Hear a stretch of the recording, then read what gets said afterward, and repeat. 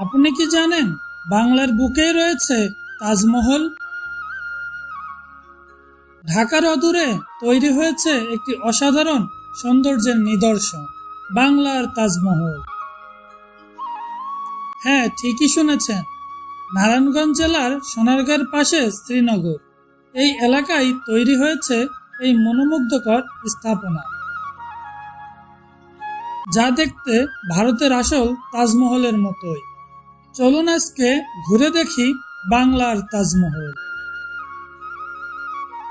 ব্যবসায়ী ও চলচ্চিত্র নির্মাতা আহসানুল্লাহ মনি নিজের স্বপ্ন বাস্তবায়নে প্রায় 5 বছর ধরে এই সৌন্দর্য নির্মাণ করেছে। খরচ হয়েছে প্রায় 15 কোটি টাকা।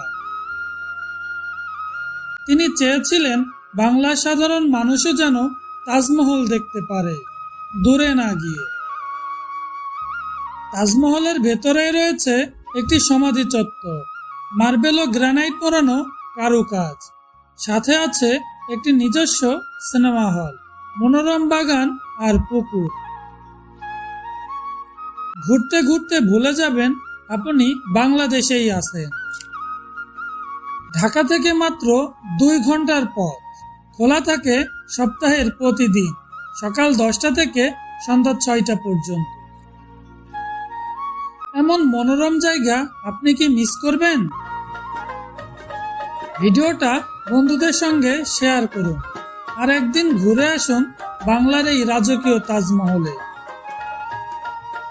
ভিডিওটি ভালো লাগলে লাইক দিন, শেয়ার করুন, ফলো করুন আর এমন আরো ট্রাভেল ভিডিওর জন্য চ্যানেলটি সাবস্ক্রাইব করে পাশে থাকুন।